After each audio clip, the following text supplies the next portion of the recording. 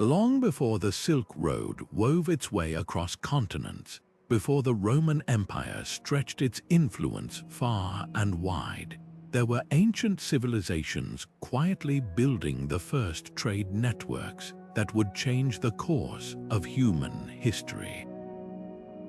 Picture this, a time when goods, ideas, and cultures traveled thousands of miles, connecting people who had never even heard of one another's existence. These forgotten pioneers of trade didn't just move goods, they shaped the very foundations of our modern world, and yet their stories have been buried beneath the sands of time. Today, we're dusting off those stories and bringing them back to life. What if I told you that some of the most sophisticated trade routes in history existed thousands of years before the empires we often celebrate? These early networks weren't just about exchanging spices or silks. They were the lifelines of civilizations, the invisible threads that tied cultures together, fostering innovation, diplomacy, and even the spread of language. Think about the last time you bought something from halfway across the world with just a click.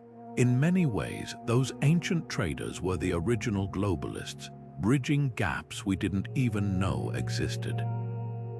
So how did they do it without maps, without modern technology? How did these civilizations navigate vast deserts, treacherous mountains, and uncharted seas to create connections that lasted centuries? The answers lie in their ingenuity, their resilience, and their unshakable drive to reach beyond the horizon. From the mysterious seafaring traders of the Indus Valley to the bold merchants of ancient Mesopotamia, we're about to uncover the secrets of these forgotten architects of trade. Their legacies are hidden in the artifacts they left behind, the languages they influenced, and the economies they built. Echoes of their achievements still ripple through our lives today. This isn't just a story about the past, it's a story about how we became who we are. And trust me, by the end of this journey, you'll never look at history or the world around you the same way again. Long before cities rose and empires expanded, the very first threads of trade were spun by our prehistoric ancestors. Imagine standing in a Neolithic village 12,000 years ago, holding a piece of obsidian, a volcanic glass sharper than any stone tool you've ever seen. That obsidian didn't come from your local riverbed. It traveled hundreds of miles, passed from hand to hand, in one of humanity's earliest known exchanges. Archaeologists have traced these ancient trade routes by following the trail of obsidian artifacts, revealing networks that stretched across regions we now call Turkey, Syria, and Iraq.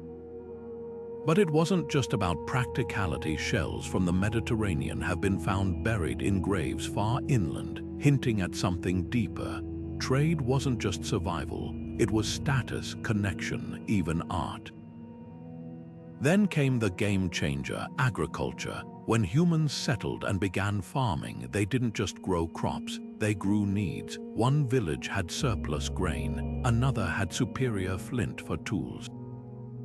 Suddenly, barter wasn't occasional, it was essential, and geography played its part like an invisible hand guiding history. Coastal communities traded salt and fish for mountain metals. River valleys became natural highways, carrying goods and ideas faster than ever before. Take the Indus Valley, where lapis lazuli from Afghanistan and carnelian from Gujarat found their way into homes thousands of miles apart. These weren't random exchanges, they were the first pulses of a global heartbeat. But here's what's fascinating. These early traders didn't just move goods. They moved cultures. A single seashell in a desert grave tells us someone valued the distant and exotic. Obsidian tools in a farming village suggest alliances or perhaps daring journeys. Every artifact is a breadcrumb leading us back to moments when someone looked at a stranger and thought, "What can we share?" That spark of curiosity didn't just build trade routes, it built bridges between worlds. And from these humble beginnings, the stage was set for civilizations yet to rise, ready to weave these threads into something even greater. The Indus Valley civilization wasn't just advanced for its time, it was a trade powerhouse that rewrote the rules of commerce. Flourishing along the banks of the Indus River around 2600 BCE, this society didn't just trade locally. They built connections stretching all the way to Mesopotamia, modern-day Iraq, and possibly even Egypt. What made them stand out? Precision. Archaeologists have uncovered tiny, carefully crafted stone weights so standardized that they could have been used anywhere in their vast network. Imagine a merchant in Mesopotamia holding an Indus weight and knowing exactly how much cotton or grain it represented. No haggling, no confusion. That level of trust didn't happen by accident. Then there were the seals, small carved pieces of steatite, often featuring intricate animals and symbols. These weren't just decorative. Pressed into clay tags or containers, they functioned like ancient barcodes, guaranteeing authenticity and ownership. A shipment of ivory or lapis lazuli bearing an Indus seal was as good as a signed contract, but perhaps the most jaw-dropping feat was their dockyard at Lothal. This meticulously engineered port, complete with locks to control water levels, suggests they didn't just trade by land, they mastered the sea. Boats laden with cotton, one of their most sought-after exports, could have sailed straight to the Persian Gulf, weaving their civilization into the fabric of global trade. And what treasures moved along these routes? Indus cotton was legendary, so fine and durable that Mesopotamian texts praised it as the fabric of the gods. Carnelian beads, fiery red and polished to perfection, have been found in royal burials far beyond the Indus, while their shell ornaments traveled even farther. But here's the mystery: despite all this sophistication, their script remains undeciphered. We can only guess at the deals struck, the stories told, or why their bustling cities eventually fell silent. Climate change, shifting trade routes, whatever the cause, their legacy didn't vanish. Those standardized weights, later civilizations adopted similar systems. The idea of seals as guarantees, it echoes in every notarized document today. The Indus Valley didn't just trade goods, they traded ideas, and in doing so, they quietly shaped the world that came after them. While the Indus Valley was mastering land and sea routes, another civilization was rising in the Persian Gulf, one so legendary that ancient Mesopotamians called it the land of the living, a paradise where the sun god himself granted eternal life. This was Dilmun, a place shrouded in myth but very real in its impact on early trade. Think of it as the ancient world's answer to a bustling international airport, where merchants from Mesopotamia, the Indus Valley, and Arabia all crossed paths. But Dilmun wasn't just a middleman, it was the heartbeat of a maritime network that kept empires connected. What made Dilmun so special? Location, location, location. Nestled between the Tigris-Euphrates region and the copper-rich mountains of Oman, with the pearl-laden waters of the Gulf at its doorstep, this was a trader's dream. Copper from Magan, modern-day Oman, flowed through Dilmun's ports, hammered into tools and weapons that fueled Mesopotamia's growth. Pearls, gleaming like captured moonlight, were dredged from the sea and traded as far as the Indus Valley. And dates, sweet and shelf-stable, became one of the world's first packaged commodities, perfect for long voyages. But Dilmun's real genius was in how it transformed raw materials into reputation. A Mesopotamian scribe didn't just record copper from the east, he wrote of copper from Dilmun, branding it as something special, almost mystical. The evidence is etched into clay tablets. One invoice from details a shipment of onions, dates, and wool exchanged for Dilmun's copper. Another mentions a temple receiving pearls fit for the gods. Even more telling are the seals Dilmun's own version of the Indus Valley system found scattered from Bahrain to Mesopotamia, marking goods with a guarantee of quality. But here's the twist: Dilmun itself had few natural resources. Its power came from knowing how to move things, how to speak the language of every trader who docked in its harbors. It was the original free trade zone, a place where deals transcended borders, and then there's the mystery of its decline. By the time Babylon rose to prominence, Dilmun's golden age had faded. Was it shifting trade routes, competition, climate drying up its freshwater springs? Whatever the reason, its legacy didn't sink beneath the waves. The idea of a neutral hub where cultures and goods could mingle, that lived on. Today, Bahrain sits atop Dilmun's ruins, and in its souks, you can still hear echoes of those ancient negotiations.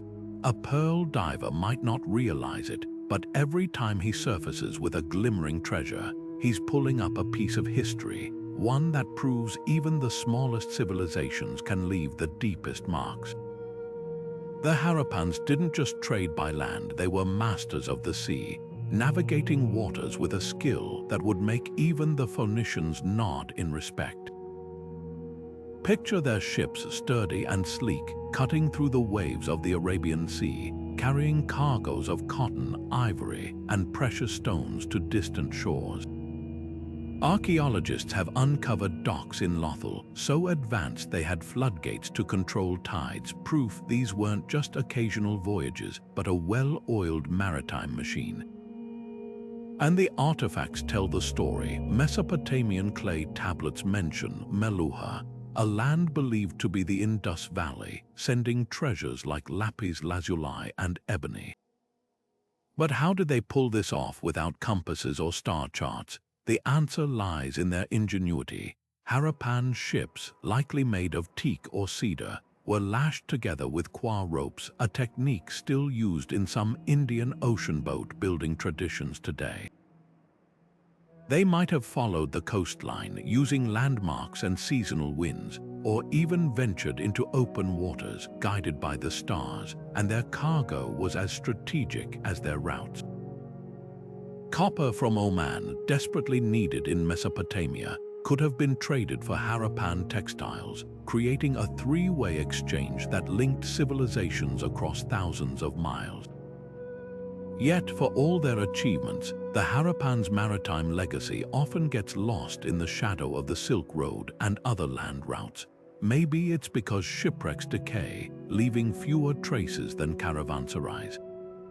Or perhaps we're simply more captivated by desert treks than ocean voyages. But consider this: a single Harappan seal found in Oman hints at a network far wider than we've mapped.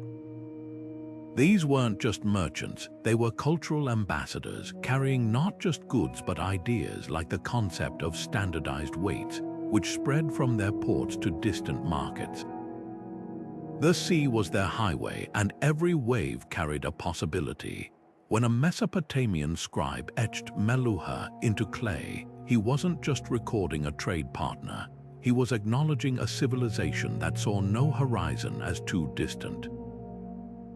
The Harappans remind us that history isn't just written on land. It's written in the salt and swell of the oceans that connected us long before maps or GPS. And somewhere beneath those waters, their stories still wait to surface. Hidden in the dusty plains of Central Asia, where modern Turkmenistan and Afghanistan now meet, the Oxus civilization thrived as one of history's most overlooked middlemen. While the Indus Valley and Mesopotamia often steal the spotlight, this enigmatic culture, also known as the Bactria-Margiana archaeological complex, was the glue that held early trade networks together. Picture Ghana de Pere, their crown jewel, a city of towering walls and labyrinthine streets where caravans from every direction converged. Here, lapis lazuli from Afghanistan's rugged mountains changed hands, its deep blue hue so prized that Egyptian pharaohs would later demand it for their burial masks. But the Oxus traders didn't just move goods, they mastered the art of the deal, turning their harsh landscape into a crossroads of empires. What set them apart? Tin, this unassuming metal, was the secret ingredient of the Bronze Age, and the Oxus civilization controlled some of its richest sources. Mixed with copper from neighboring regions, it forged weapons and tools that fueled Mesopotamia's armies and Indus Valley workshops. But their trade wasn't just about practicality, it was about prestige. Exquisite silver goblets from Ghana's workshops have been found as far away as the Persian Gulf, while intricately carved chlorite vessels depicting mythical beasts became status symbols from the Indus to the Tigris. These weren't mere commodities, they were conversation pieces carrying Oxus artistry to the far corners of the ancient world. Yet the real genius of the Oxus civilization lay in their adaptability. Sandwiched between giants, they couldn't rely on military might or vast populations. Instead, they became cultural chameleons, blending Indus Valley motifs with Mesopotamian styles to create something entirely their own. A single seal discovered in Ghana might feature Harappan script alongside imagery of Mesopotamian gods, a testament to their role as translators between worlds. Even their cities reflected this hybrid spirit, with Mesopotamian-style temples standing beside Indus-like water systems. Then, around 1800 BC, their cities fell silent. Climate shifts, trade route collapses. The answers are as elusive as the civilization itself, but their legacy lingers in the unlikeliest places, that lapis lazuli in Tutankhamun's mask. It likely passed through Oxus' hands, the tin that bronzed an entire era. Their networks made it possible. The Oxus civilization reminds us that history isn't just written by the loudest voices or the biggest armies. Sometimes it's the quiet intermediaries, the ones who know how to connect the dots, who shape the world most profoundly. Deep in the deserts of what we now call Oman, a civilization thrived on a resource so valuable it was known as the metal of the gods. This was Magan, the copper kingdom that powered the Bronze Age. While Mesopotamia and the Indus Valley built cities and monuments, Magan's contribution was less visible but no less vital. Without their copper, the tools, weapons, and art that defined entire civilizations wouldn't have existed. Archaeologists have uncovered smelting sites scattered across Oman's rocky landscape, where furnaces roared day and night, transforming raw ore into gleaming ingots. These weren't small-scale operations. Slag heaps the size of hills tell us Magan's industry was massive, supplying enough copper to meet the insatiable demand of empires thousands of miles away. What made Magan's copper so special? Purity. Mesopotamian texts raved about its quality, calling it the copper from the mountains of Magan, with a reverence usually reserved for precious stones. But extracting it wasn't easy. Miners dug deep into the earth, using stone hammers and fire-setting techniques, heating rock faces with fire, then dousing them with water to crack them open. The smelters who processed the ore were no less ingenious, constructing furnaces with clay tires or blowpipes to funnel air and stoke temperatures high enough to separate metal from rock. These weren't just craftsmen, they were early metallurgists pushing the limits of ancient technology. Yet for all its importance, Magan's story is strangely absent from modern history books. Maybe it's because they left fewer temples or palaces, or because their wealth was literally dug from the ground, leaving no grand monuments behind, but traces of their influence are everywhere. Copper from Magan has been found in Mesopotamian tools, Indus Valley jewelry, even as far as the Levant. And it wasn't just raw material they traded. Magan sailors likely carried ideas, spreading smelting techniques that other cultures adopted and refined. So why did Magan fade? Climate change may have played a role, as shifting weather patterns turned already harsh landscapes even more unforgiving. Or perhaps new trade routes emerged, bypassing their ports. But their legacy didn't disappear with their name. Every time a Mesopotamian artisan hammered a Magan ingot into a sword or a statue, they were shaping history, literally. The Bronze Age was built on copper, and Magan supplied the backbone. Today, Oman's modern copper mines still tap into the same veins those ancient miners once worked, a silent tribute to the kingdom that fueled the ancient world's most revolutionary metal. South of Egypt, where the Nile carves through golden deserts, the kingdom of Nubia thrived as a trading powerhouse, one so vital that Egyptian pharaohs called it the land of the bow, both a rival and a lifeline. While Egypt often dominates ancient narratives, Nubia's story is one of quiet mastery, bridging Sub-Saharan Africa with the Mediterranean in ways that reshaped economies and cultures. Picture a caravan winding through the Sahara, its camels laden not just with gold and ivory, but with something far more precious: connection.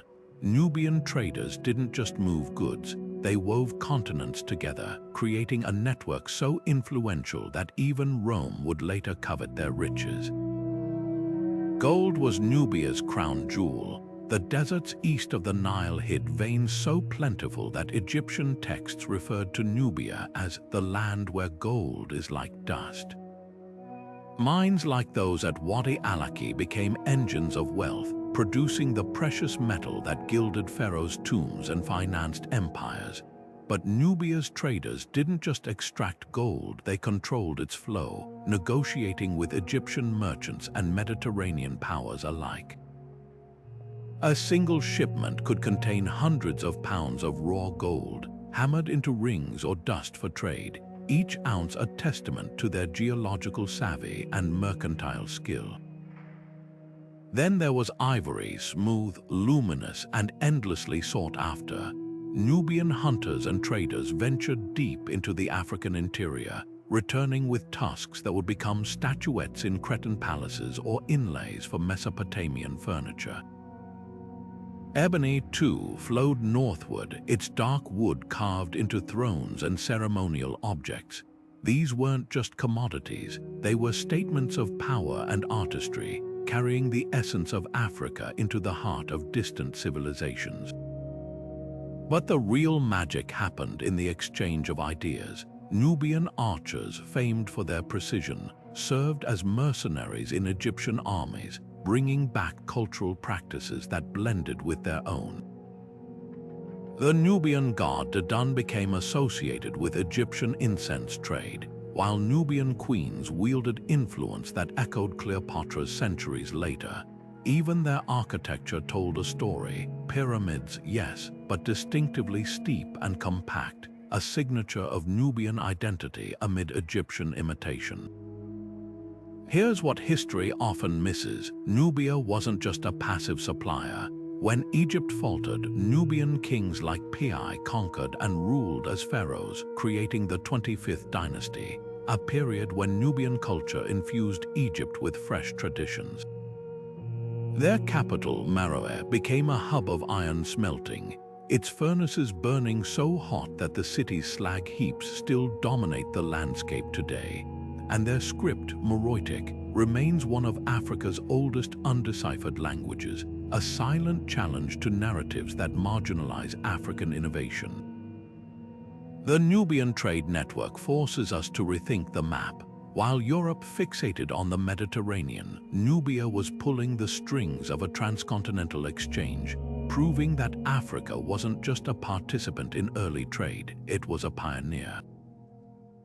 Every golden artifact in a pharaoh's tomb, every ivory comb in a Mycenaean grave, whispers their overlooked legacy. Nubia didn't just connect worlds, it proved that the so-called periphery was often the center all along. The Minoans didn't just inhabit Crete, they turned the entire Mediterranean into their marketplace. While most Bronze Age cultures clung to their coastlines, these seafaring pioneers built a trade empire so vast their influence stretched from the olive groves of Greece to the palaces of Egypt. Their secret, a fleet of ships unlike anything the ancient world had seen. Archaeologists studying frescoes in Knossos have uncovered images of sleek vessels with crescent-shaped hulls, capable of carrying tons of cargo while riding the waves like seabirds. These weren't just boats, they were the 18-wheelers of the ancient sea highways, transporting everything from saffron to precious metals with startling efficiency. Look closer at their pottery and you'll find more than just containers. You'll find a language of commerce, exquisitely painted chamares ware with its swirling marine motifs has been dug up in Egyptian tombs and Syrian ports, each shard a breadcrumb marking trade routes. But the real surprise lies in what these jars held: olive oil from Cretan groves, so prized that Egyptian pharaohs used it for both cooking and sacred rituals.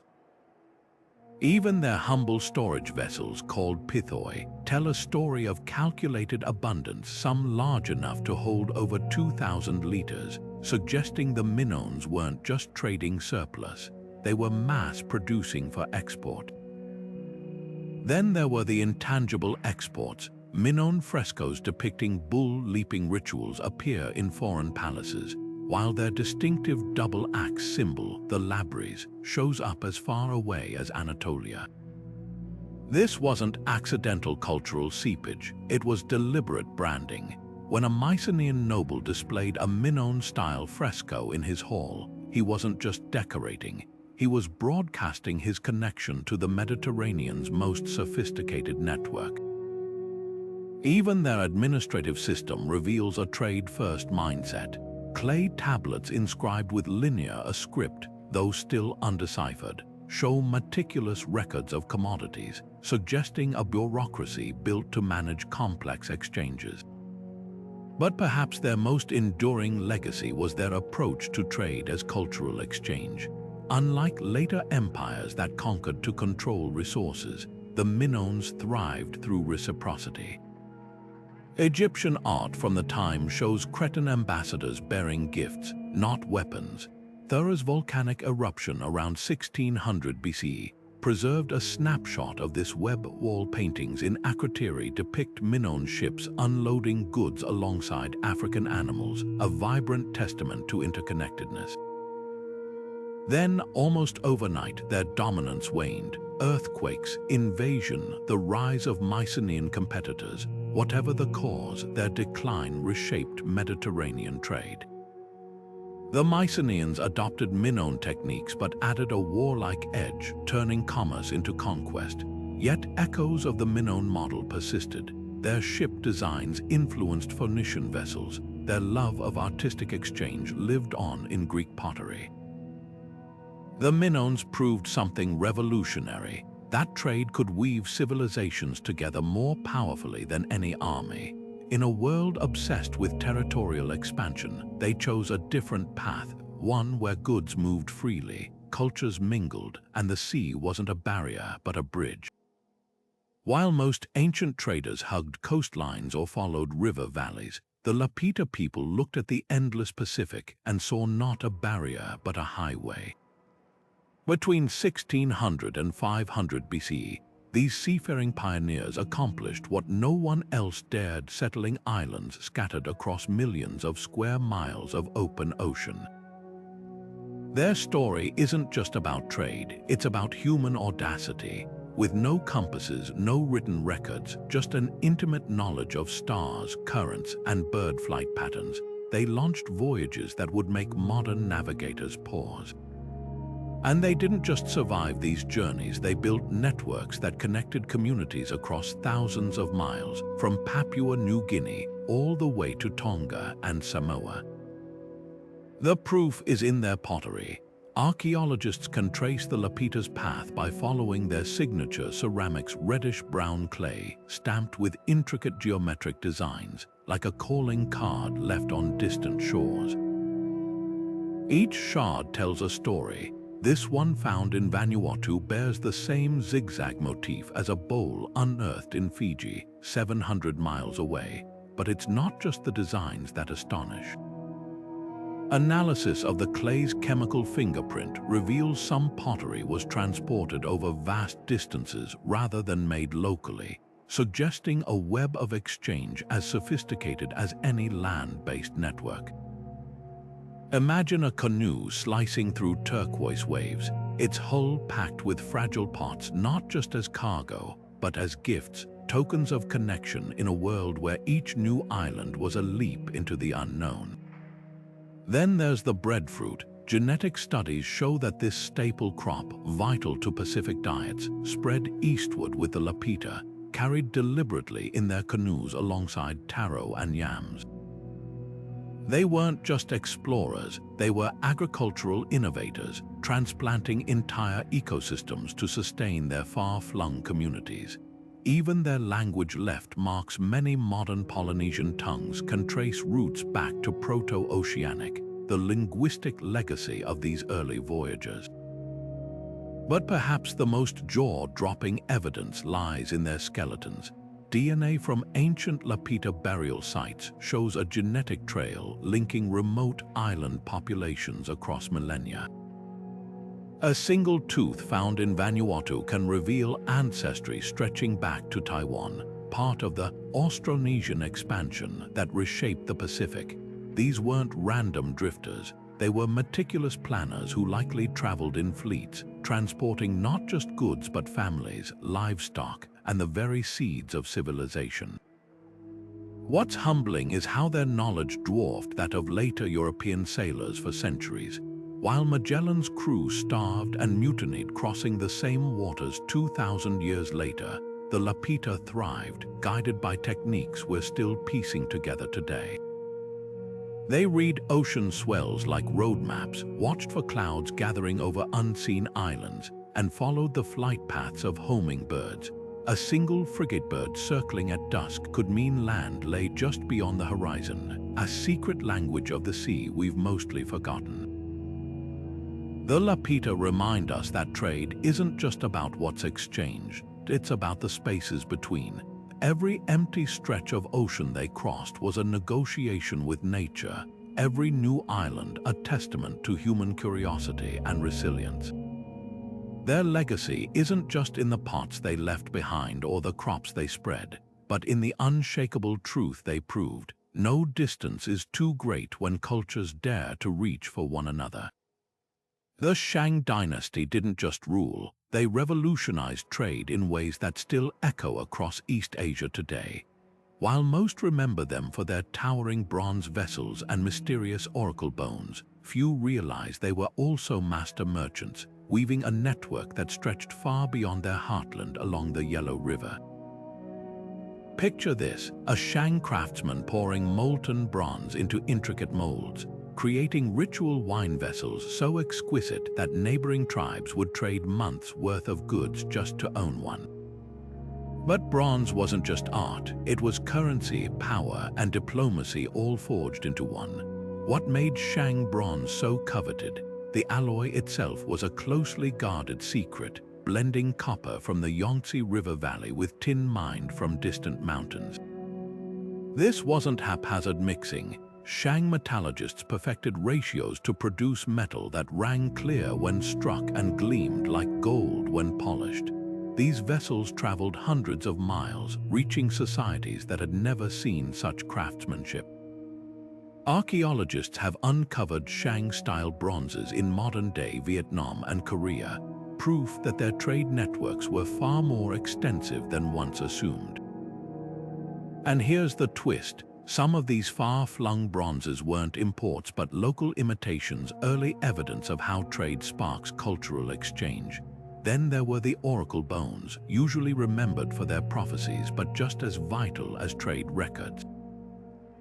Scratched into these ox scapulae and turtle shells are accounts of tributes received. On the 8th day, the Qiang people sent 50 tortoise shells.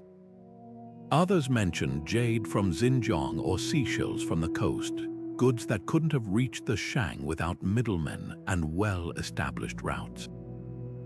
These inscriptions reveal something startling. The Shang weren't just passive recipients.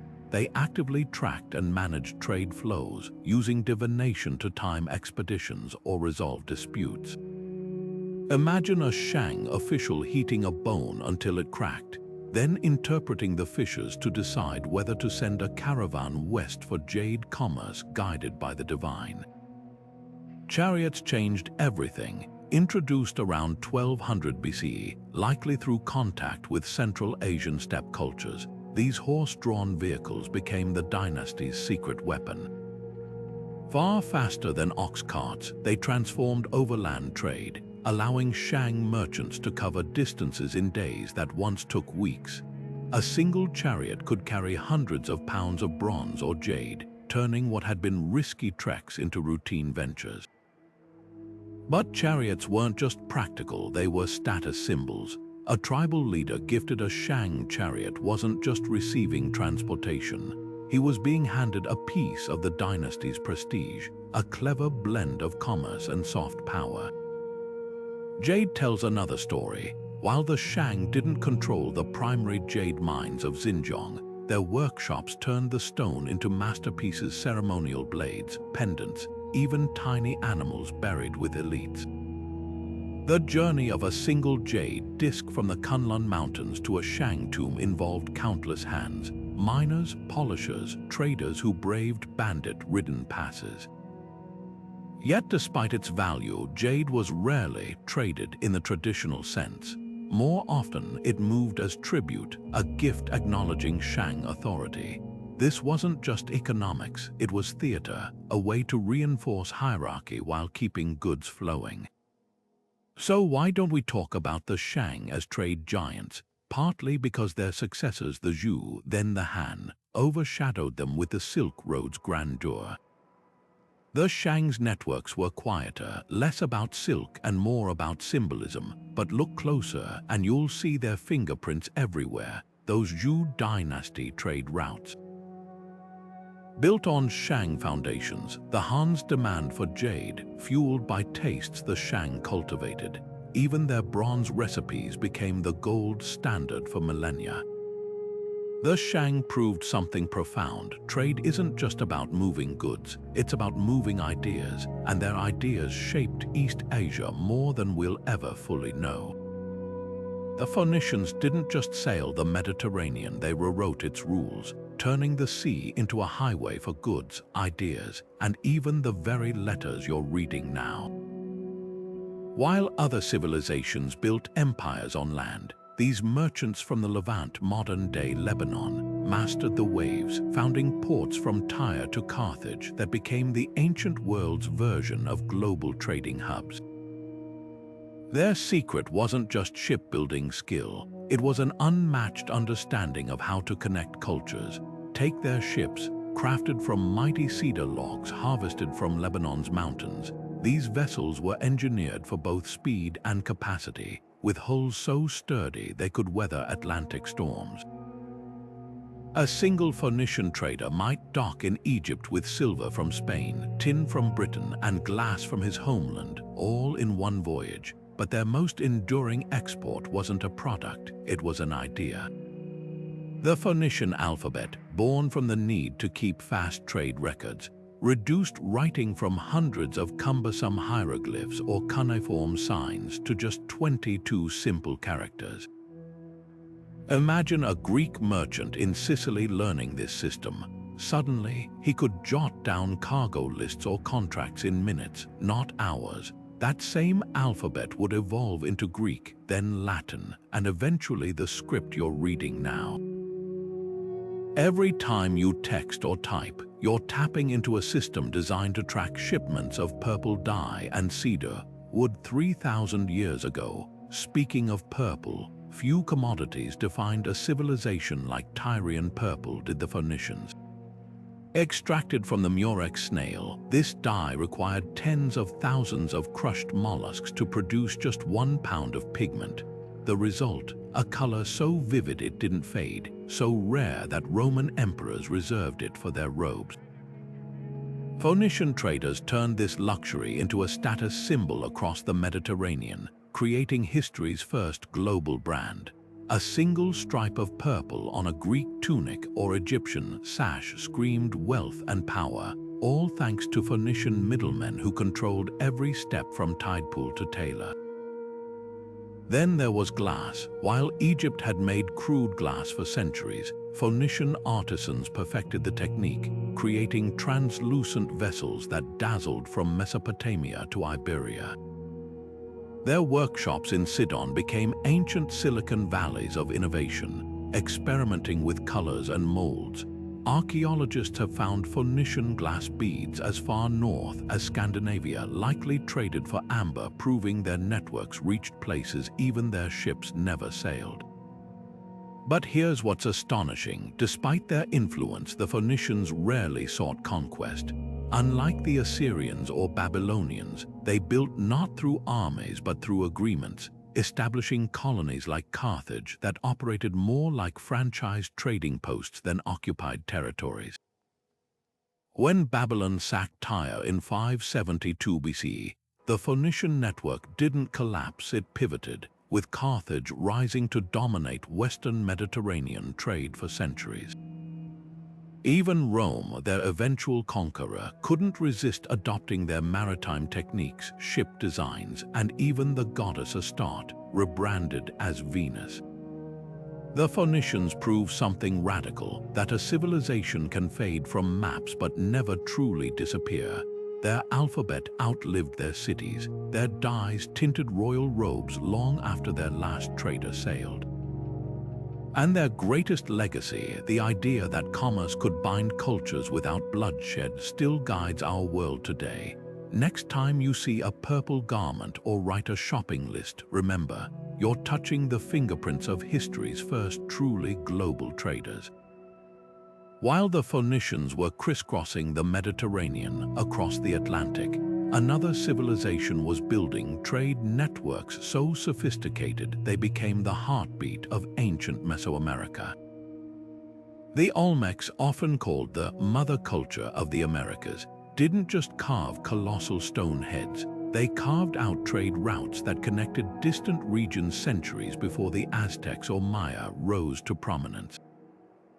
Picture the jungles of Veracruz around 1200 BCE, where Olmec traders paddled dugout canoes down winding rivers, their hulls packed with jade so vibrant it seemed to glow against the emerald canopy. This wasn't just commerce, it was a cultural revolution, proving that the Americas had their own web of exchange long before European contact. Jade tells part of the story. The Olmecs craved this translucent green stone not for its hardness, but for its spiritual significance. It symbolized water, fertility, and the life force itself. But here's the catch. The nearest jade deposits lay hundreds of miles away in the Motagua River Valley of modern Guatemala. To get it, Olmec traders braved treacherous mountain passes and pirate-prone coasts, returning with raw blocks that artisans transformed into exquisite figurines and celts. These weren't just ornaments, they were diplomatic gifts, traded or gifted to allied communities to cement alliances. Archaeologists have found Olmec-style jade artifacts as far north as central Mexico and as far south as Costa Rica, marking the edges of a network that functioned without maps or written records. Then there's obsidian, the razor-sharp volcanic glass that fueled Mesoamerica's tool-making for millennia. The Olmecs sourced it from distant mines like Pachuca, where the distinctive green-gold stone was quarried, then transported it to workshops where craftsmen napped it into blades thinner than a credit card. But what's fascinating isn't just the distance traveled, it's the selectivity. Chemical analysis reveals Olmec traders consistently chose specific high-quality sources, suggesting they weren't just bartering randomly, they were curating materials with the precision of modern supply chains. Rubber might be their most surprising export.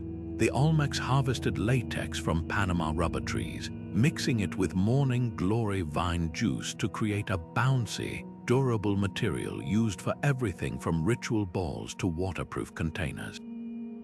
At El Menotti, a swampy Olmec site, archaeologists found rubber balls preserved in the muck, the earliest evidence of the ball game that would become a Mesoamerican obsession.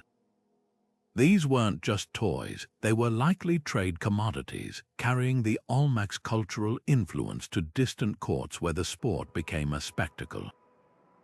Now about those colossal heads, weighing up to 20 tons each. These basalt sculptures with their enigmatic helmets and downturned lips are the Olmec's most iconic legacy.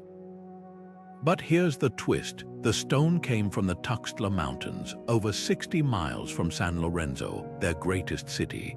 Transporting these monoliths without wheels or draft animals required an army of laborers rolling them on log sledges, a feat that hints at something deeper. Some scholars think the heads portray revered traders or allied rulers, their stern faces serving as billboards for Olmec influence. Others argue they're monuments to the trade routes themselves, carved to mark the pathways that brought wealth and prestige. Either way, they're proof that Olmec commerce wasn't just economic, it was political theater on a grand scale. Why don't we hear more about their trade networks? Partly because the jungle has swallowed so much evidence, and partly because their art overshadows their economics. Unlike the Old World, where clay tablets recorded transactions, the Olmecs left no written ledgers. But the clues are there: a jade pendant in a Maya tomb, an obsidian blade in a Zapotec village, all whispering of connections we're still piecing together. The Olmecs remind us that trade isn't just about goods, it's about the invisible threads that bind cultures, whether across a jungle or an ocean. And in the Americas, those threads were woven long before the rest of the world took notice. Deep in the annals of Egyptian history, one trading partner stood apart not just for its wealth, but for the air of mystery that still surrounds it. The land of Punt wasn't merely a stop on some ancient trade route. It was a place so revered that Egyptian scribes called it the terraces of incense, a paradise where the gods themselves might walk. When Queen Hatshepsut sent her famous expedition to Punt around 1470 BCE, the carvings she left at Deir el-Bahari didn't just record a commercial mission, they painted a portrait of awe. Her envoys returned with treasures that seemed plucked from myth: stacks of fragrant myrrh resins taller than a man, ebony logs dark as midnight, live francolin birds with feathers like jewels, even a menagerie of exotic animals, including baboons and a giraffe. For a civilization that prized symbolism as much as substance, Punt wasn't just a supplier, it was a sacred source. But where exactly was this fabled land? Scholars have debated for centuries, scouring ancient texts and satellite images for clues. Some argue for Eritrea or Somalia, where the arid coast still produces myrrh trees like those depicted in Hatshepsut's reliefs. Others point south to Sudan or Ethiopia, citing the ebony and gold mentioned in Egyptian records. The most tantalizing hints come from the baboons' genetic testing on mummified remains found in Egypt, matches populations native to modern-day Eritrea and Somalia. Yet Punt's true location remains one of archaeology's great puzzles, partly because its people left no written accounts of their own. We see them only through Egyptian eyes, their peaked huts on stilts, their queen with her exaggerated curves, their chiefs bearing gifts under the watchful gaze of Pharaoh's sailors. What made Punt so indispensable? Incense held the answer. Myrrh and frankincense weren't just luxuries in ancient Egypt. They were necessities for temple rituals, embalming practices, and daily prayers. Without Punt's fragrant resins, the smoke that carried petitions to the gods would have ceased. Gold from Punt's rivers gilded tomb walls, while ebony became the furniture of nobles. Even the exotic animals served a purpose. Baboons were associated with Thoth, the god of wisdom, and were often kept as temple attendants. This wasn't trade, it was symbiosis, with Punt supplying the very materials that sustained Egypt's spiritual and political power. The mechanics of these expeditions stagger the imagination. Egyptian ships, likely built from cedar imported from Lebanon, would have sailed down the Red Sea, battling treacherous currents and unpredictable winds. Wall reliefs show vessels piled high with goods, their sails emblazoned with hieroglyphs proclaiming Pharaoh's might. But the real marvel, these weren't one-off ventures. Records suggest regular contact over centuries, with pharaohs from Sahyr to Ramses III all sending envoys. Some expeditions returned with more than goods, they brought cultural exchange. A peculiar detail in Hatshepsut's carvings shows Puntite traders wearing kilts styled like those of Egyptian soldiers, suggesting that fashion, as much as goods, flowed along these routes. Then, around the time of Ramses III, references to Punt vanish. Did climate shifts dry up its ports? Did overharvesting deplete its incense forests? Or did rising powers like Aksum absorb its trade networks, erasing its name from history? Whatever the cause, Punt's disappearance left a void. Later Greek and Roman traders would seek similar goods from the same regions, but they never quite recaptured the mystique of that legendary land. Here's what modern maps often miss. Punt wasn't some peripheral outlier. It was Africa's equal partner in a dialogue that shaped civilizations. While Europe was still in its Bronze Age, Punt and Egypt were conducting trade on a scale that wove continents together. Every grain of incense, every flake of gold, whispers a truth we're only beginning to appreciate. Africa didn't just participate in early global trade. It helped invent it. The Hittites didn't just trade goods, they traded power, and their currency was iron. Nestled in the rugged highlands of Anatolia around 1600 BCE, this civilization turned a once rare metal into the backbone of empires. While others still relied on bronze, the Hittites perfected a smelting technique so advanced they guarded it like a state secret. Imagine a blacksmith in Hattusa, their capital, heating ore in a clay furnace at temperatures exceeding 1,200 degrees Celsius, producing iron blades that could slice through bronze armor like parchment. These weren't just tools, they were game changers, reshaping everything from farming to warfare. But iron alone didn't secure the Hittites' place in history. It was their knack for diplomacy. Unlike conquerors who expanded through sheer force, they built an empire on treaties, often sealed with marriages and lavish exchanges of goods. Their archives, etched into thousands of clay tablets, read like a masterclass in ancient statecraft. One famous agreement with Egypt, the Treaty of Kadesh, didn't just end a war. It included clauses for mutual defense, extradition, and even trade preferences. Pharaoh Ramses II didn't just get peace, he got access to Hittite iron, while the Hittites gained Egyptian gold. This wasn't just barter, it was high-stakes geopolitics dressed in the language of gifts and alliances. The sheer scale of their correspondence is staggering. Tablets detail shipments of silver from Assyria, lapis lazuli from Afghanistan, and even glass from Mesopotamia, all meticulously logged by scribes. One letter to a Babylonian king complains about delayed shipments of horses, while another negotiates the price of iron ingots like a modern commodities broker. These records reveal something startling. The Hittites didn't just trade for wealth, they traded for leverage, using scarce resources to bend rivals to their will. When a distant kingdom requested iron, the Hittites might send just enough to whet appetites, ensuring dependence while withholding the technology to produce it. Yet their most enduring legacy might be their pragmatism. While other empires imposed their gods or customs, the Hittites absorbed them, weaving foreign deities into their pantheon to ease tensions with trading partners. A storm god from Syria here, a fertility goddess from Mesopotamia there. Each adoption smoothed negotiations and opened new markets.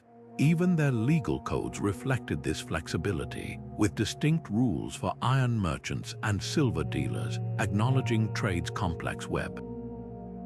Then, around 1200 BC, their world collapsed. Invasion, famine, the mysterious sea peoples, whatever the cause, their disappearance left a void, but not before their innovations spread. Iron smelting techniques, once so closely held, leaked to the Philistines and later the Greeks, fueling new arms races. Those diplomatic tablets, they became blueprints for future empires, proving that trade wasn't just about what changed hands, but the trust or cunning behind each deal. The Hittites remind us that the sharpest tool in any trader's kit isn't always made of metal.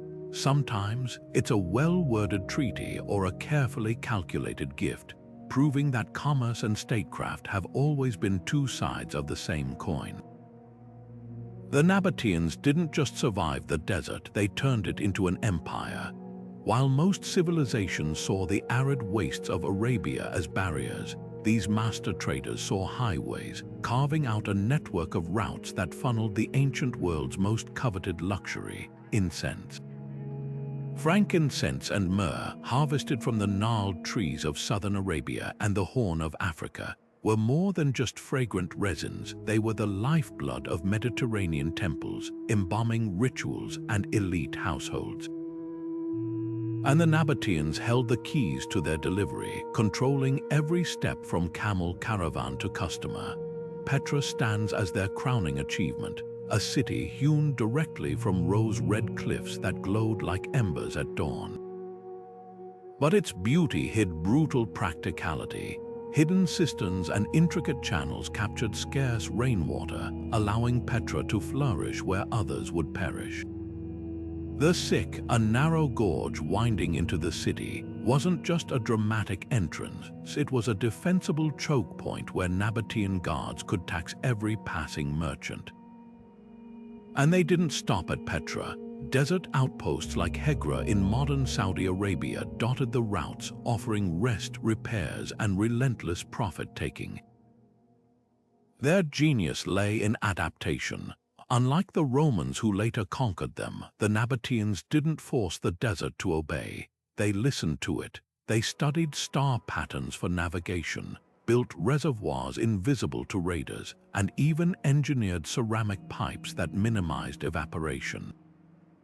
A single Nabatean caravan could span miles, with thousands of camels moving in disciplined lines, each beast carrying hundreds of pounds of incense. These weren't random wanderings, they were precision operations, timed to avoid summer's lethal heat or to coincide with religious festivals where demand and prices soared. Then came Rome. The empire's appetite for incense was insatiable, and Nabatea's wealth became a target. Initially, the Nabateans played the game brilliantly, acting as middlemen for Roman trade while maintaining independence. Their king, Aratus Roman IV, even minted coins boasting Petra's prosperity, but Rome's patience wore thin. In 106 CE, Trajan annexed the kingdom, redirecting the incense trade through Roman ports. Yet the Nabateans left an indelible mark.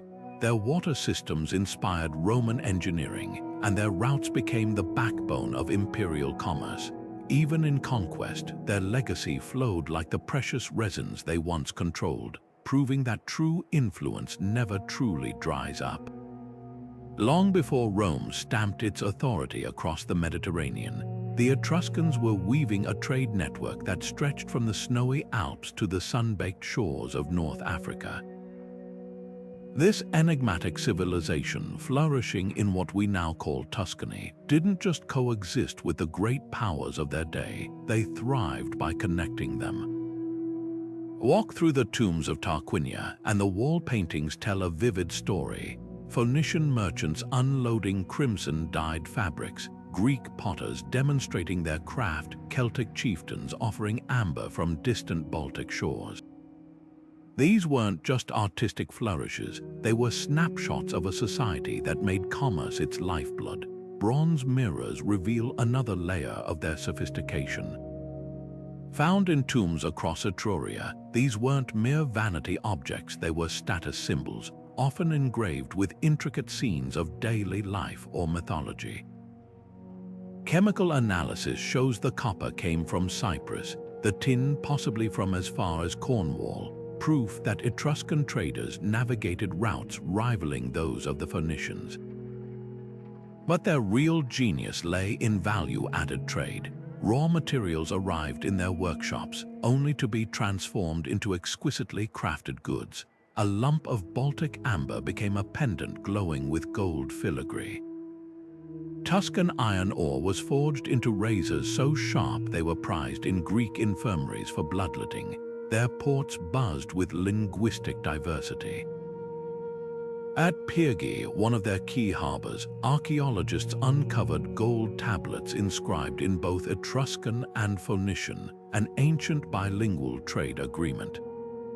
Nearby, Greek pottery fragments mingle with Egyptian scarabs, suggesting a marketplace where haggling happened in half a dozen tongues. The Etruscans didn't just tolerate foreign cultures, they absorbed them enthusiastically. Their alphabet borrowed from the Greeks, their temple designs echoed Phoenician motifs, even their famed banquets mirrored Syrian feasting traditions. Then there were the Celts. While later Romans feared these northern neighbors as barbarians, Etruscan traders saw partners. Wine amphorae from Vulce have been unearthed as far north as Bavaria, exchanged for prized materials like jet and amber. Tomb paintings in Chiusi even depict Celtic mercenaries serving Etruscan nobles, suggesting military alliances forged through commerce.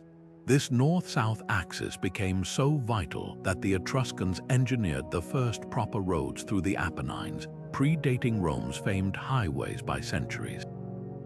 So why did their influence fade? Rome's rise played a role, but the deeper truth lies in their very success. As middlemen, the Etruscans thrived when trade flowed through their cities. But as Carthage and Rome grew stronger, they bypassed these intermediaries, dealing directly with suppliers. The final blow came when Rome seized their ports, turning Etruria's bustling harbors into backwaters. Yet their legacy lingered in unexpected ways. Roman gladiatorial games borrowed from Etruscan funeral rites. Their toga evolved from Etruscan robes. Even the symbol of Rome's power, the fasces, was an Etruscan invention. The Etruscans remind us that history isn't always written by conquerors. Sometimes it's whispered by the traders who moved between them, stitching civilizations together with threads of bronze, wine, and amber. Their cities may have faded, but their fingerprints remain on Roman customs, in museum cases holding those dazzling mirrors, and in the quiet realization that globalization isn't a modern invention. It began with cultures like theirs who looked beyond borders long before the word international existed. The Sogdians weren't just merchants, they were the original globalists, fluent in the languages of commerce long before the term Silk Road even existed. Based in the fertile valleys of modern-day Uzbekistan and Tajikistan, these traders turned geography into destiny, perched between China's empires and Persia's bustling bazaars. What set them apart wasn't just their location, but their unmatched adaptability.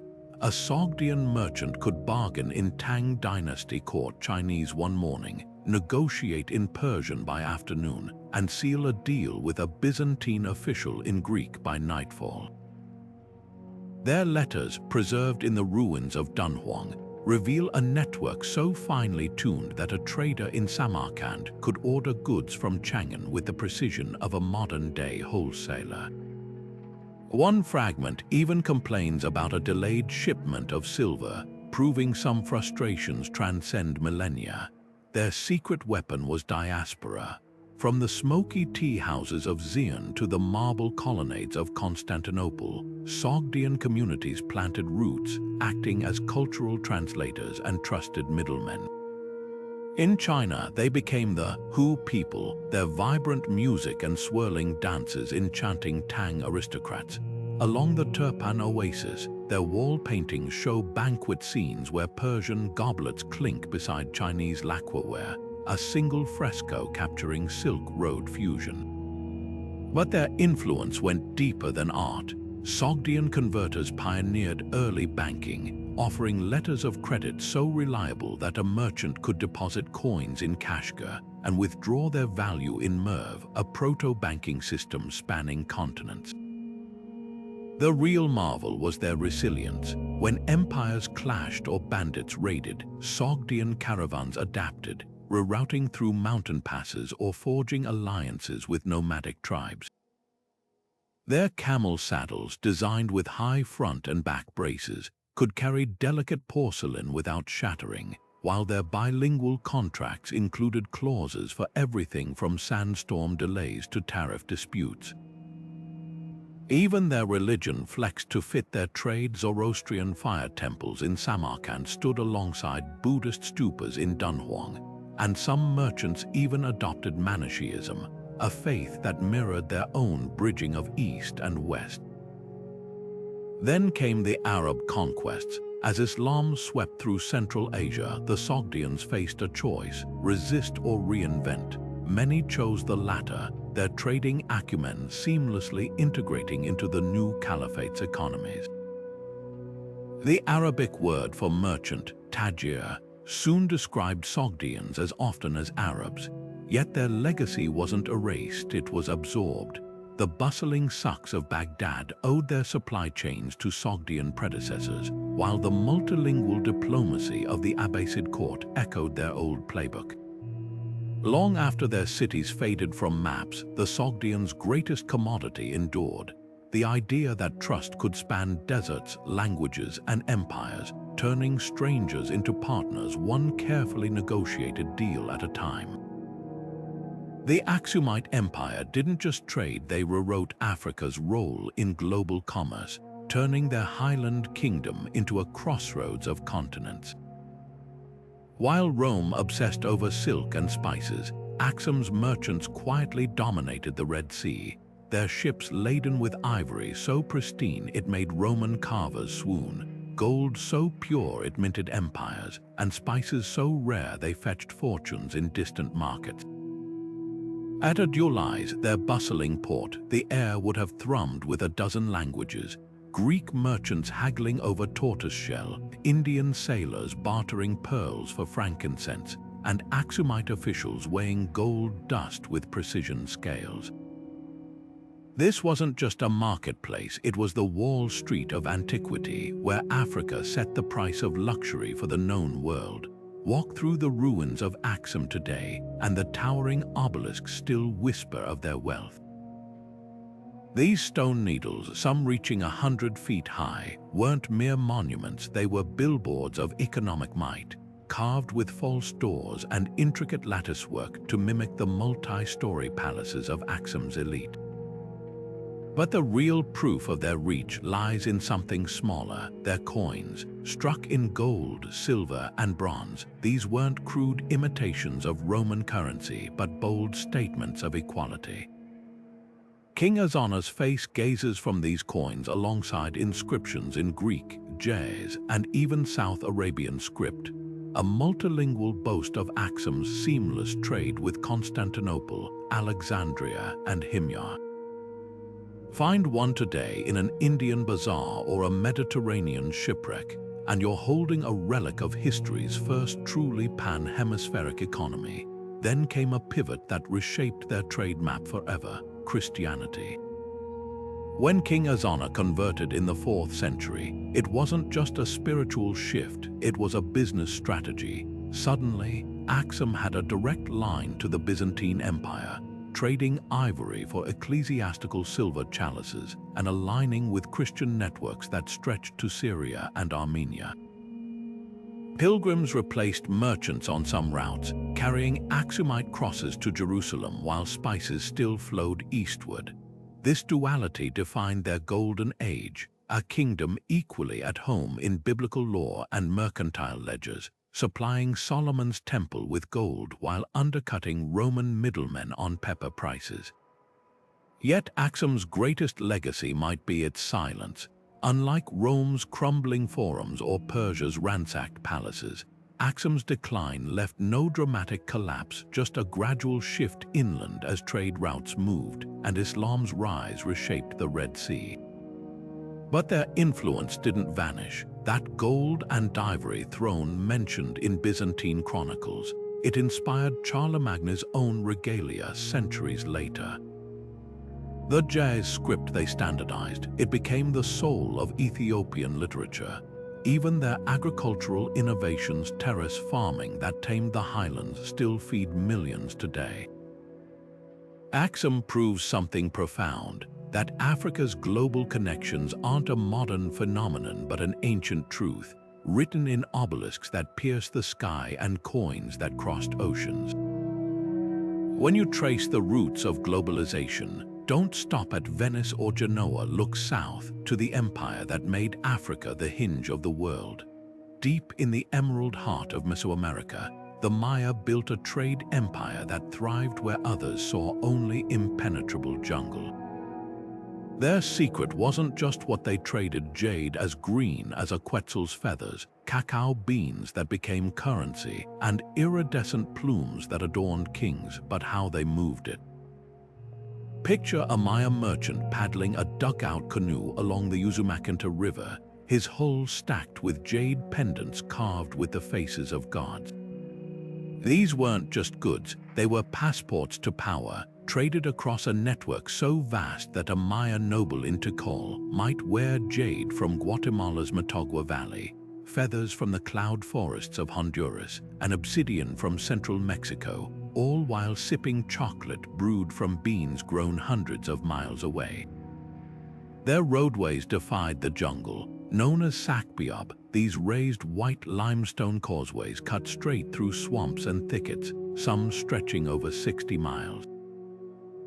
Unlike Roman roads built for armies, these were arteries of commerce, kept meticulously clean and wide enough for porters carrying backbreaking loads of salt from coastal flats or vanilla orchids from lowland forests. At ports like Cerros on the Caribbean coast, archaeologists have found docks designed to handle cargo canoes capable of carrying tons of goods, proof that the Maya didn't just navigate rivers, they mastered them.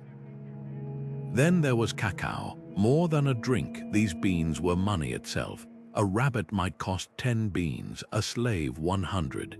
Counterfeiters even stuffed clay into empty cacao pods, a scam so common rulers stamped official seals on legitimate bags.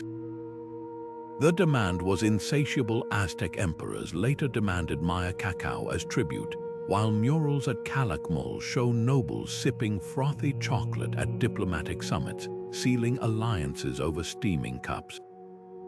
Yet their collapse remains one of history's great cautionary tales. By 900 CE, cities like Palenque and Kapon lay abandoned, their trade routes swallowed by vines. Climate change likely played a role. Droughts would have crippled cacao harvests, but so did their own success. As elites demanded ever more exotic goods, overworked farmers may have revolted against the system. The result, a vacuum that took centuries to fill. When Spanish chroniclers arrived, they found the once great routes reduced to footpaths, the jade trade a fading memory. The Maya's legacy lingers in unexpected places. That quetzal feather in a Mexican headdress, it likely followed a Maya trade route, the word chocolate. It comes from the Maya chocolha.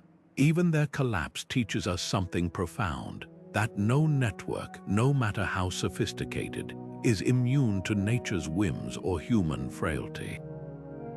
The jungle reclaimed their cities, but not their genius, proof that commerce can flourish anywhere, even where the trees seem to whisper, "Turn back."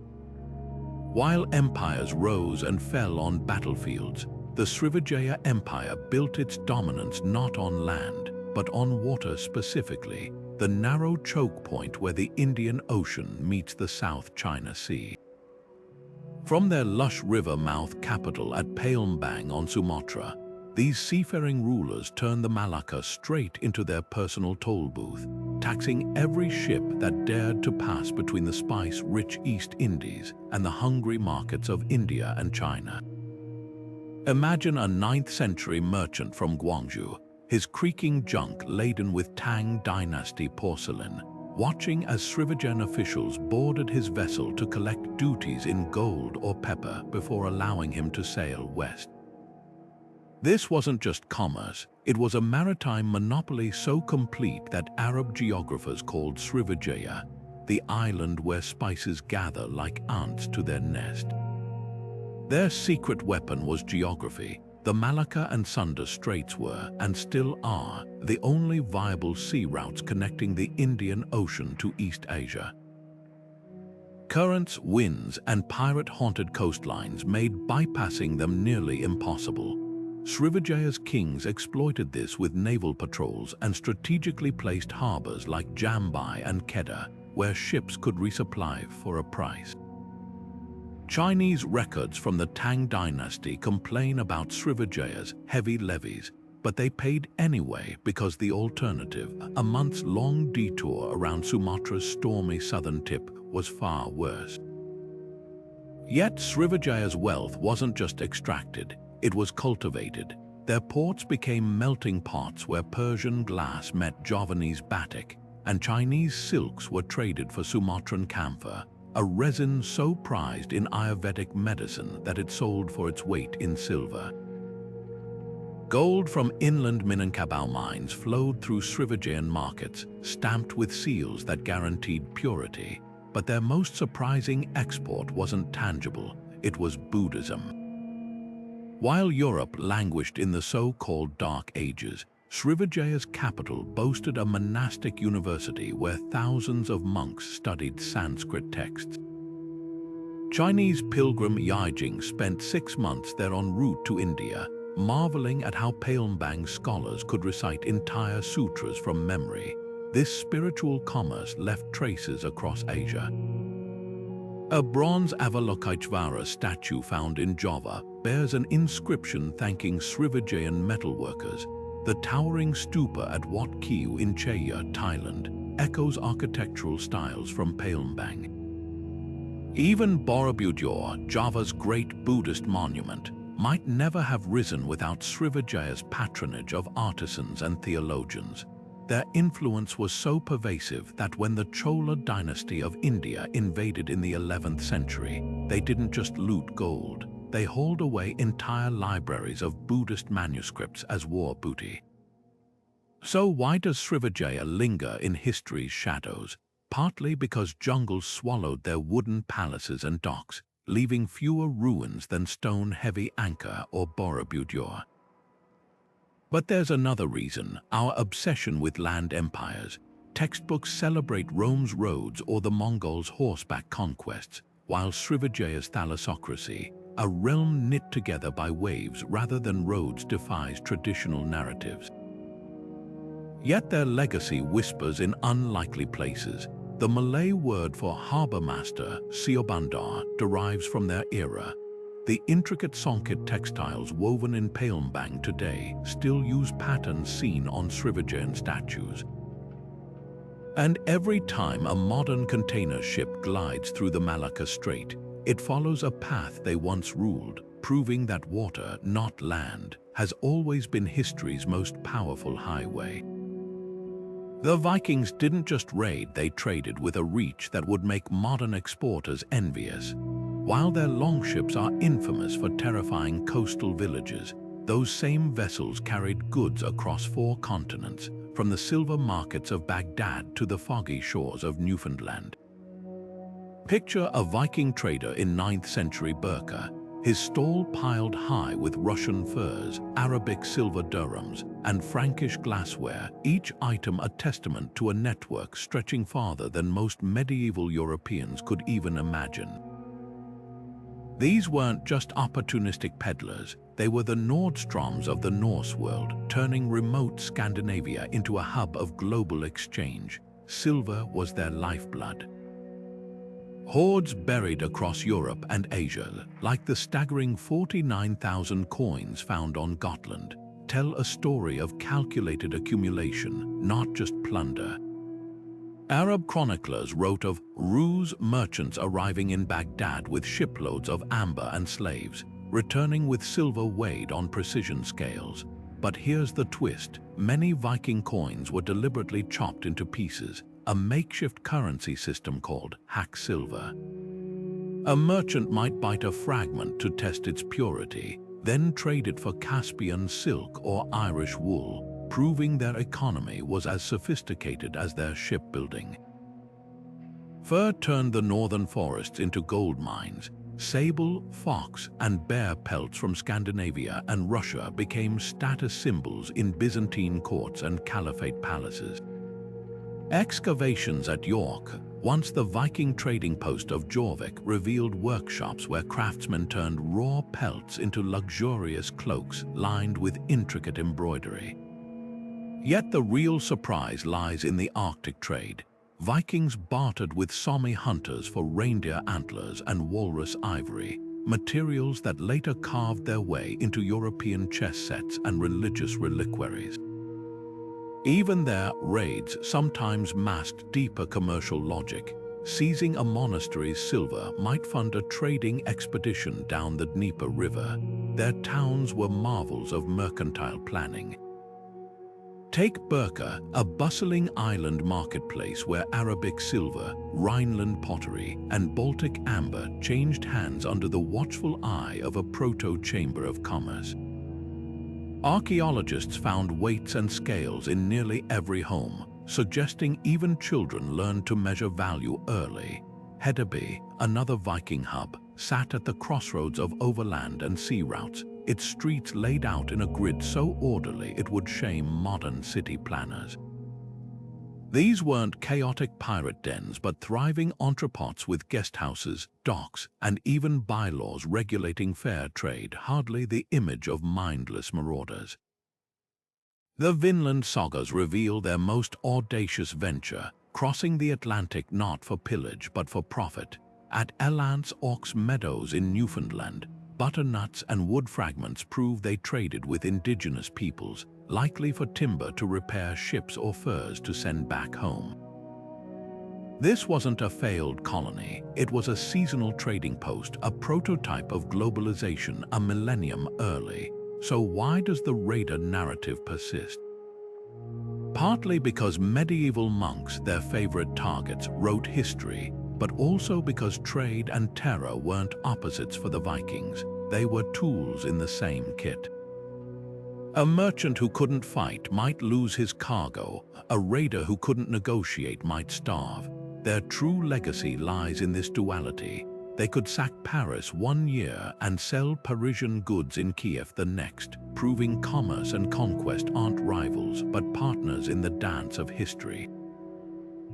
The next time you see a Viking helmet in a museum, look closer. It might just have a price tag hidden under the rust. The Swahili Coast wasn't just a shoreline, it was a shimmering crossroads where Africa's riches met the world's desires, and the proof is written in stone. From Mogadishu to Sofala, a string of city-states rose like pearls along the Indian Ocean, their coral block mansions and mosques standing testament to fortunes built on gold, ivory, and the cruel trade of enslaved people. Picture Kilwa Kisawani in its prime, a sultan in an intricately carved palace receiving merchants from Gujarat bearing cotton, while Chinese junks bobbed in the harbor, their holds packed with porcelain destined for Zanzibar's elite. This wasn't just commerce, it was cultural alchemy where Bantu roots intertwined with Arabic calligraphy, Persian architectural flourishes, and Indian spices to create something entirely new, the Swahili civilization. Gold flowed from the mysterious land of Zimbabwe, hauled by porters along ancient trails to coastal hubs like Sofala. There, Arab and Indian traders weighed it with meticulous care, exchanging it for glass beads from Egypt or silks from Canton. Ivory followed similar paths, sourced from elephants deep in the interior. then carved in Swahili workshops into delicate combs and chess pieces that would wind up in Amani palaces or Ming Dynasty curio cabinets. The coast's dark underbelly was its role in the Indian Ocean slave trade, with captives from the mainland sold to work date plantations in Arabia or man galleys in the Persian Gulf.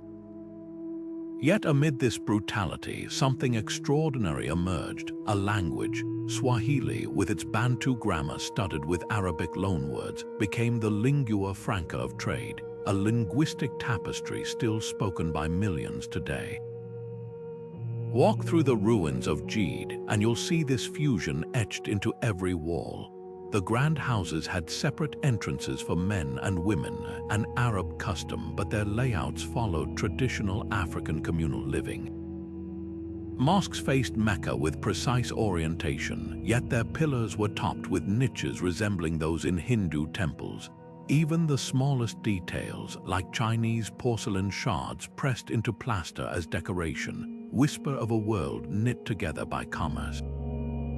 The famous Husuni Kubwa Palace in Kilwa boasted a swimming pool fed by an underground aqueduct, while its audience hall's octagonal design echoed Persian royal chambers. This wasn't imitation, it was reinvention, a coastal culture confident enough to borrow and adapt. Then came the Portuguese, their carracks bristling with cannons. Seeking to monopolize the spice trade, they sacked Kilwa in 1505, torching its markets and imposing brutal taxes. Where Swahili merchants had once negotiated as equals with foreign traders, they now faced extortion at gunpoint.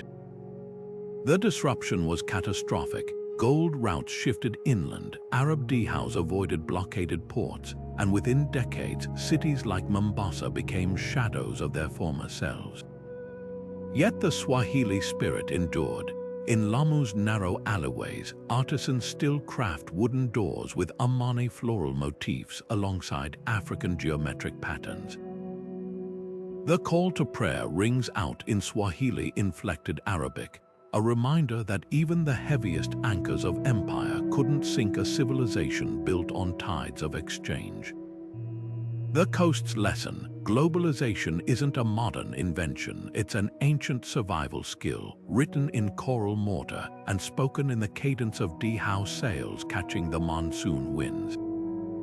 The Anasazi didn't just survive the blistering deserts of the American Southwest, they transformed them into a bustling trade hub where turquoise gleamed like scattered jewels and macaw feathers fluttered across vast distances. Picture Choco Canyon at its peak, a sprawling complex of sandstone great houses rising from the parched earth, their walls aligned with celestial precision, while traders from hundreds of miles away arrived with exotic goods. These weren't isolated cliff dwellers, they were master networkers who turned scarcity into opportunity, weaving together cultures from the Pacific coast to the Mexican highlands with threads of commerce and ceremony. Turquoise tells part of their story, mined from sacred sites like Nevada's Cerrillos Hills and Colorado's Cripple Creek. This sky-blue stone traveled farther than most Anasazi ever did. Archaeologists have traced beads and pendants from Chacon workshops to distant Hohokam settlements in Arizona and even to Toltec cities in Mexico. But here's what's astonishing: the Anasazi didn't just trade raw stones, they added value. A lump of turquoise became a finely inlaid pendant at Pueblo Bonito, then journeyed south as a diplomatic gift, carrying the artisan's skill alongside the material's inherent worth. The same hands that shaped cliff dwellings could craft objects so desirable they crossed linguistic and cultural barriers effortlessly. Then there were the macaws. Scarlet and blue feathers from these tropical birds, native to Mesoamerica over 1,000 miles away, turn up in Anasazi burial sites and ritual caches. How did they get there? Some likely arrived via live birds transported north, a logistical nightmare in an era before pack animals. Others came as processed feathers, bundled by Toltec merchants who traded them for Anasazi turquoise. Either way, their presence speaks volumes. These weren't casual exchanges but carefully orchestrated transactions spanning diverse ecosystems and political landscapes. A single macaw feather in a kiva might represent months of travel, dozens of intermediaries, and layers of symbolic meaning we're still deciphering today.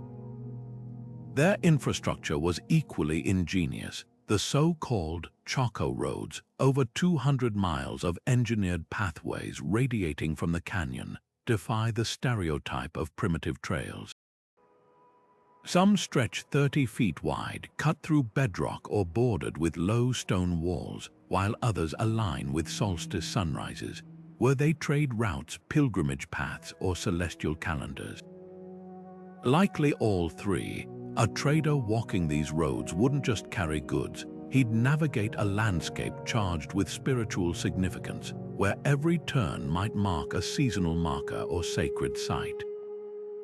Even their cliff dwellings, like Mesa Verde's vertigo-inducing palaces, weren't just defensive hideouts, they were strategic way stations overlooking trade corridors, their granaries stocked with surplus corn to feed passing caravans.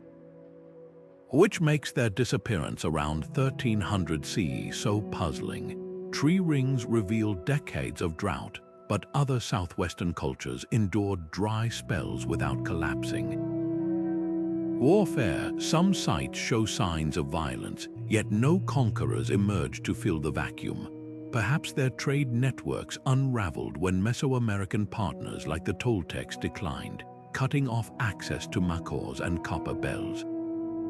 Or maybe the very complexity that fueled their success, the reliance on distant partners, the labor-intensive roads became unsustainable when crisis hit. Whatever the cause, their legacy lingers in Pueblo traditions, in the turquoise still prized by native artists, and in the haunting beauty of empty great houses that whisper, even in the harshest lands, connection is possible. The Anasazi prove that deserts aren't voids, they're canvases where human ingenuity paints its boldest designs.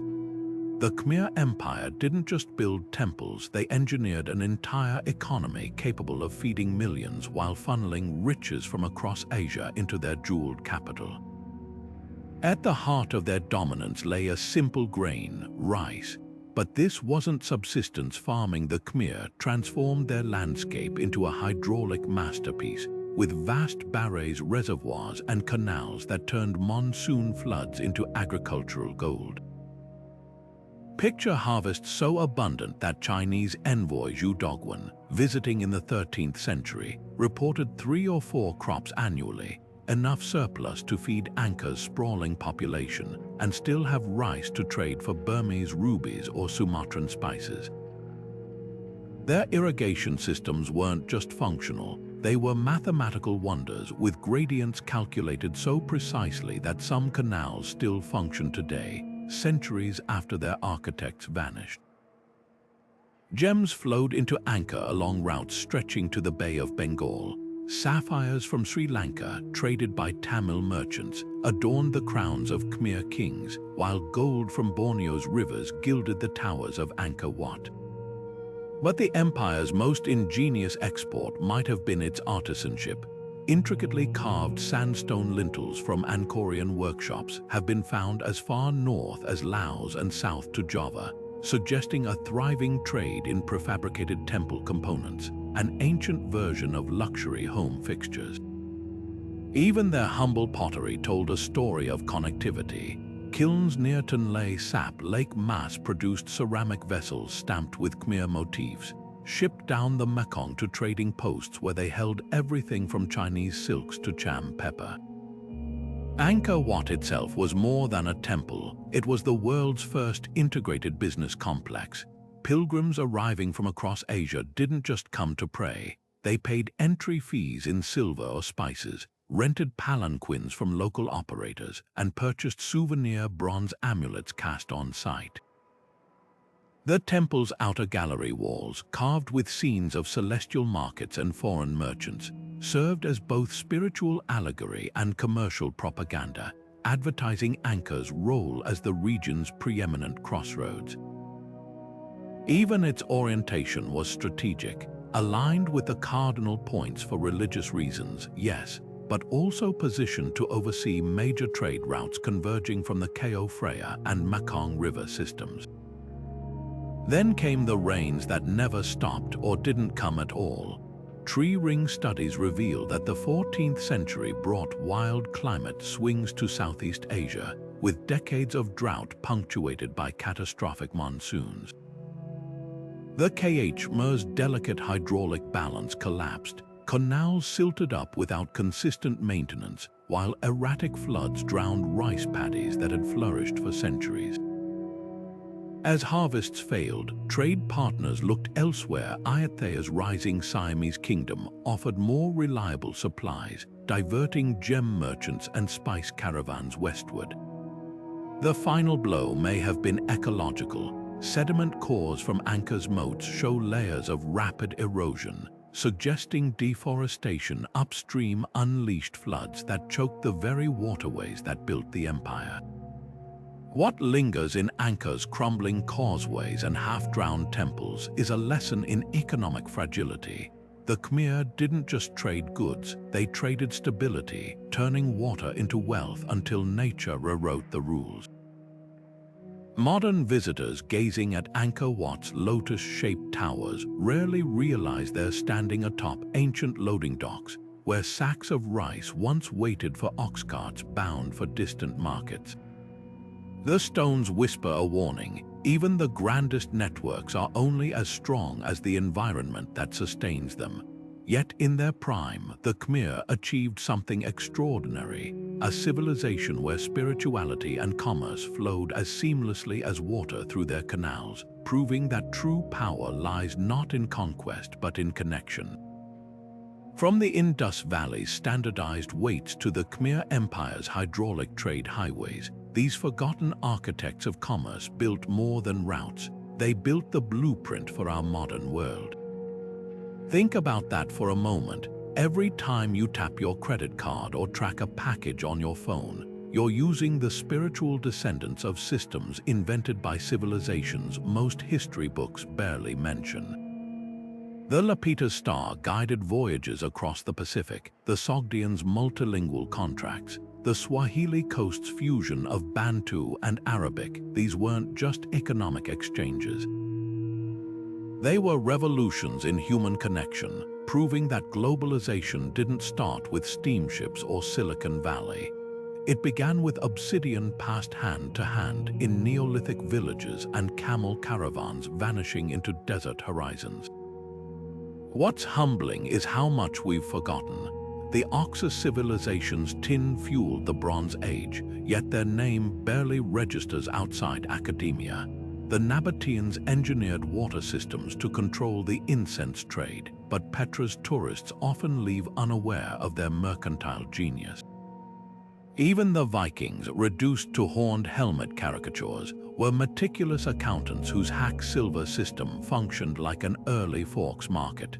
These societies mastered something we're still grappling with today: how to bridge differences, linguistic, cultural, geographical, through the universal language of exchange. Here's the twist: their greatest innovations weren't products but principles.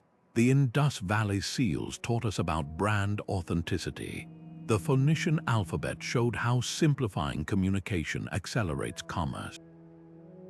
The Anasazi's turquoise network revealed that value isn't just in the object, but in the story it carries across landscapes. These ideas didn't fade, they evolved, woven into the fabric of everything from blockchain to fair trade certification. So why does this matter now? Because in an era of trade wars and supply chain crises, these ancient networks offer unexpected lessons. The Khmer Empire's collapse reminds us that even the most sophisticated systems are vulnerable to climate shifts. The Srivijaya's control of maritime choke points mirrors modern strait disputes, and the Maya's overextension of luxury goods trade, a cautionary tale about economic imbalance.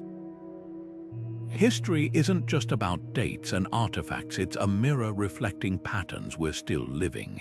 As the sun sets over anchors, reservoirs, or glints off a Viking horde's silver, their message endures. Human progress has always flowed along routes of exchange, both visible and invisible. The next time you sip coffee from Ethiopia or wear cotton from India, remember, you're part of a story that began millennia ago when someone dared to look beyond the horizon and ask, what can we share? If these lost networks speak to you, join the conversation below. Which civilization's trade legacy resonates most in our interconnected world? And where should we voyage next in history's uncharted waters? The past isn't finished speaking, it's just waiting for us